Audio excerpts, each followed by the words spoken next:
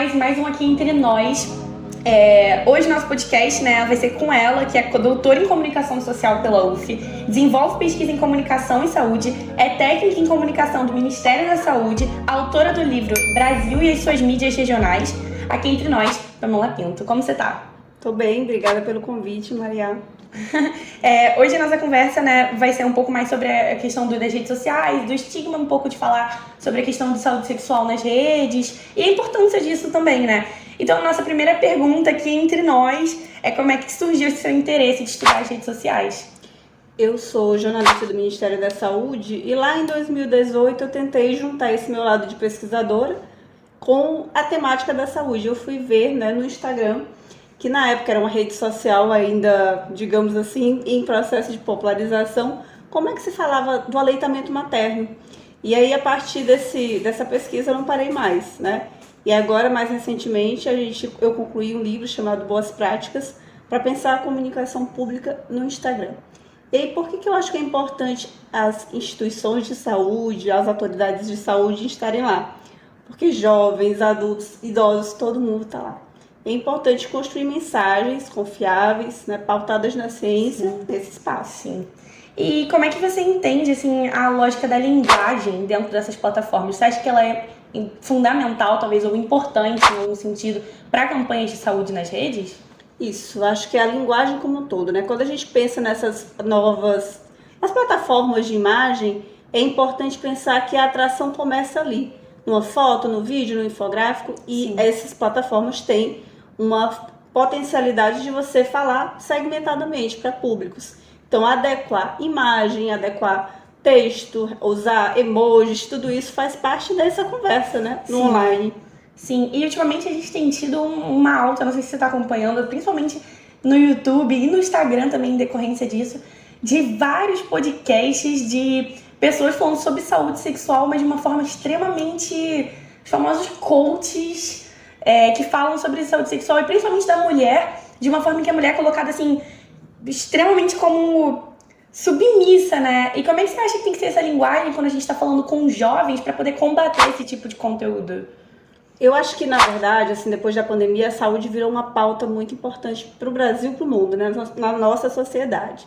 E aí, claro, além dos especialistas autorizados, os cidadãos também podem dialogar sobre esse tema.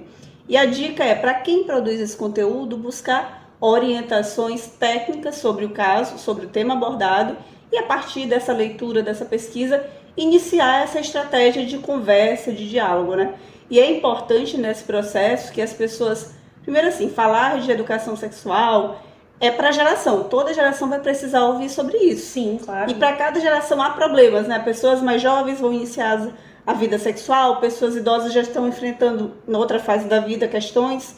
Então, é pensar nesses grupos que vão se dialogar, pesquisar sobre a temática a partir de orientações formais e técnicas e tentar ser ético nesse processo, E as mulheres, elas precisam também ter esse lugar de destaque nesse processo, já que nós estamos falando de pessoas que vão, entrar num contato muito íntimo e que tem ali peso igual nesse processo de relação.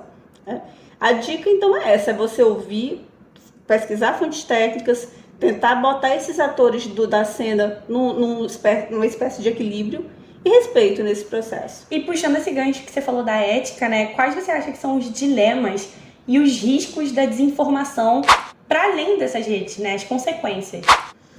Olha, a educação sexual, especificamente, ela tem um impacto no longo da vida do cidadão, da cidadã, da pessoa, toda a sua existência. Então, é importante orientar, por isso a questão da ética, da busca de informações confiáveis em autoridades sanitárias, em conteúdos com validação científica, para que essa mensagem, de fato, ela oriente.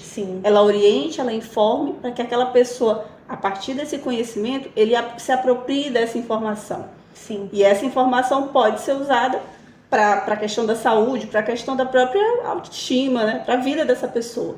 Então, a partir da orientação dos princípios fundamentais, você vai buscar como você se entende nesse processo.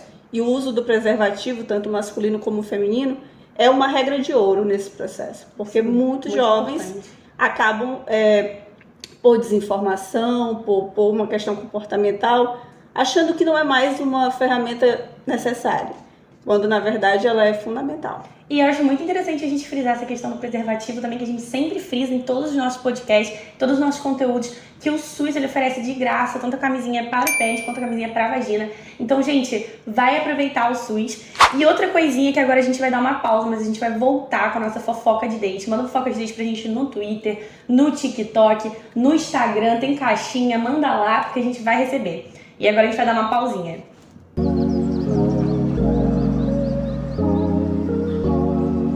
Voltamos aqui agora com uma fofoquinha de date pra reagir com a Pamela Pinto aqui comigo, falando, gente, fofoca de date no Twitter, no TikTok, no Instagram, manda fofoca pra gente que a gente vai reagir muito ainda. A de hoje começa sempre pedindo pra deixar em off, né? É o que a gente sempre faz. Maria, pelo amor de Deus, deixa em off, mas eu preciso falar até pra ajudar outras pessoas, importantíssimo. Eu tenho uma conhecida que tem uma filha de 14 anos que já era sexualmente ativa, só que a família não sabia, ninguém falava sobre. Acontece que a guria acabou engravidando e essa minha amiga ficou maluca. Todos ficaram chocados, obviamente. A mãe dela perguntou se ela não se protegia e, pasme, a menina disse que não usava camisinha porque viu no TikTok que fazer xixi depois do sexo evitava a gravidez. Juro, não dá nem pra julgar o sexo, não dá nem pra julgar. Sexo era um tabu enorme na família dela. Pesado, né? A gente tem aqui duas questões, né? Que eu acho que a primeira é ela ser sexualmente ativa e ela não ter essa conversa com a família, né? E o segundo é ela ter essa informação do TikTok. Então, acho que a minha pergunta principal como é que esse jovem pode se informar né, usando dessas redes para esse tipo de coisa, sabe? Tendo informação segura. Acho que o que aconteceu nessa família não é, infelizmente, algo muito exceção, né? A gente tem no Brasil, culturalmente, essa dificuldade das famílias trabalharem a questão do sexo, da sexualidade com suas jovens, né? Jovens. E aí, nesse caso, ela acaba recorrendo a alternativas. A escola ela acaba sendo um parceiro nesse processo porque ela acaba, por meio das disciplinas, abordando a questão da saúde sexual. Mas, infelizmente, por ter toda essa dificuldade, ela corre para o espaço onde ela é nativa, né? São essas redes.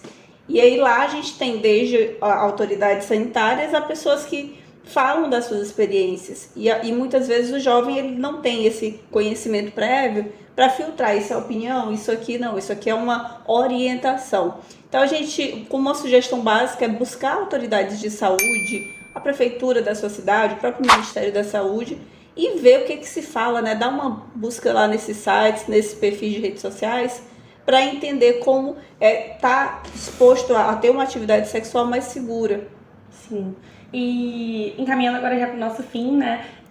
A gente falou antes, né, no último bloco, essa questão da quantidade de conteúdos que são pseudociência, que são misóginos, que tratam de relações sexuais na internet, relações sociais de vida, interpessoais, de uma forma muito agressiva e bem uma coisa meio coach, né? E aí eu queria saber, na verdade, como é que o Ministério Público, o governo federal, tá lidando com esse tipo de informação que está sendo disseminada nas redes. A gente está vivendo agora uma retomada da saúde pública como uma política para os brasileiros, né? E na semana passada, dia 24 agora de outubro, o governo, por meio do Ministério da Saúde e outros ministérios, lançou um site falando da desinformação em vacina, que é o Consciência.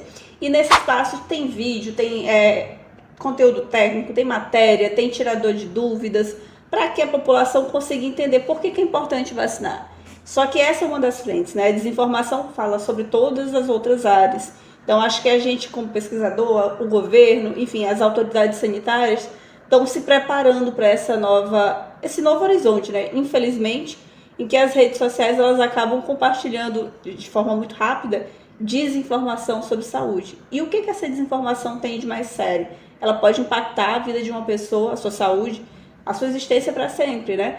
A fazer xixi depois de uma relação sexual não garante que você, pelo contrário, não tem nenhuma ligação com a questão da sua proteção, com a questão de proteção às ISTs. Então, assim, acaba sendo uma desinformação. E aí é importante que essas pessoas pensem em preservativo como aliado, né? Para que a sua vida sexual, para a sua vida na sociedade, ela seja mais tranquila nesse processo. E preservativo é esse que a gente sempre bate aqui, a gente sempre fala em todos os nossos reacts, episódios, podcast, story, tudo, que é distribuído gratuitamente pelo SUS, tanto o preservativo para pênis quanto o preservativo para vagina, ele é distribuído pelo SUS de graça. Então a gente tem esse sistema único de saúde que é fantástico, né, no nosso país e que está cada vez se desenvolvendo mais. E, Pamela, eu queria te agradecer por você ter aceitado o nosso convite. Muito obrigada por ter vindo. E, gente, segue a gente no nosso Instagram, @compasso.frj. Tem o nosso Twitter, Fofoca de Date. Tem o nosso TikTok.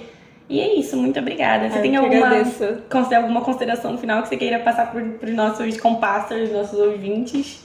Eu acho que falar é uma estratégia muito importante para pensar a saúde. Então, assim, conversar com os colegas, com os pares, com as namoradas, com os namorados, abrir para esse tema, tentar ser um pouco menos tabu. Eu acho que é um começo relevante, importante para a vida, né, afetiva, para a vida sexual. Sim. E também se formar em lugares bacanas como o Compasso, como o próprio Ministério da Saúde, a Prefeitura aqui do Rio, a Prefeitura de Niterói. Sim. Acho que são canais que dá para todo mundo se antenar um pouco do tema.